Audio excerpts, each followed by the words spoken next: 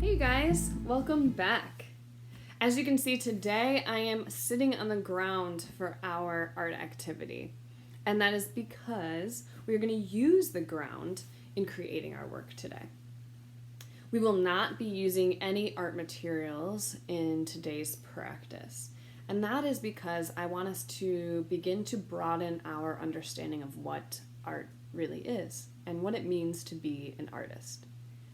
A lot of people will tell me that they aren't artists, and I think a lot of this has to do with our understanding of art in general. I think a lot of people think that artists are supposed to be, that being an artist is being able to draw what we see in the real world and making it look realistic, or being able to have a particular skill like painting.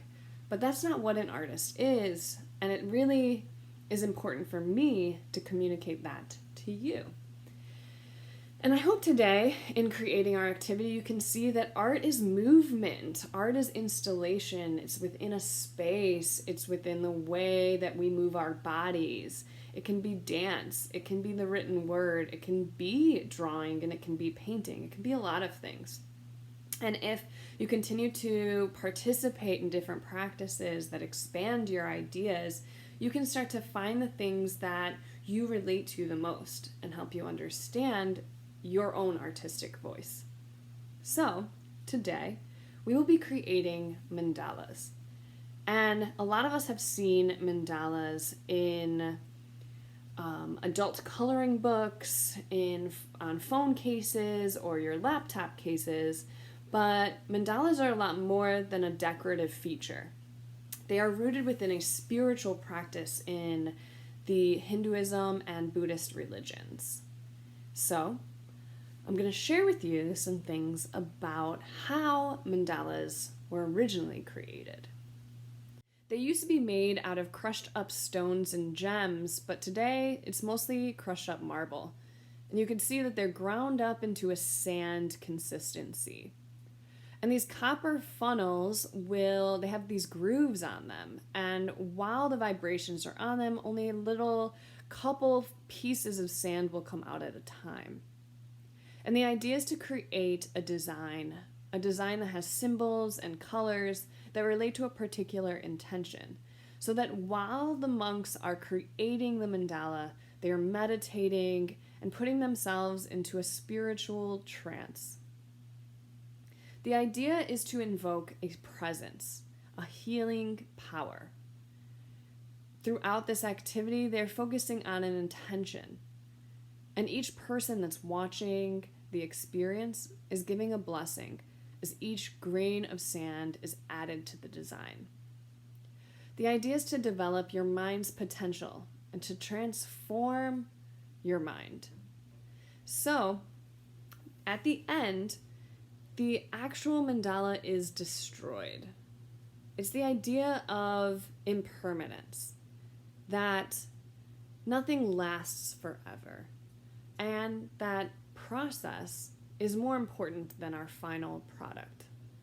And so the most important part of creating mandala is creating an offering and having a focus and an intention to create a better world.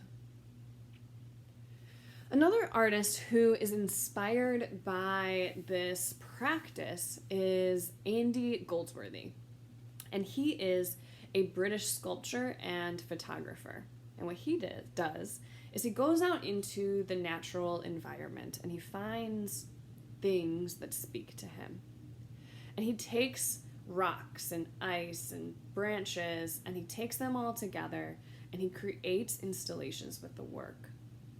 Silently and meditatively, he creates these beautiful installations and then he photographs them at the end. So today, we will be inspired by the work of Andy Goldsworthy and the Buddhist monks. Our steps to our activity are to first go on a meditative walk. It would be great if you could go outside and do this walk silently, but for me, I am stuck indoors because it is raining, so I did this within my apartment. As you go for your walk, what you do is you pick up and collect materials that are interesting or that speak to you. For me, I collected my art materials because they're very, very important to me. Then we're going to start with our design, and we start from the center and work our way out. Your design is going to be radial, so keep in mind this idea of the circle. And it's also going to be symmetrical, so start lining these materials up appropriately. Start with your inner circle, move to your outer circle until you feel it is complete. Again, we try to do this as silently as we possibly can to bring in our minds that meditative approach that the Buddhist monks do as they create their mandalas. I look forward to seeing the work that you're going to make today. I hope that this activity brings you a meditative process, and I hope it also helps you expand your idea of what an artist is. Thanks, guys.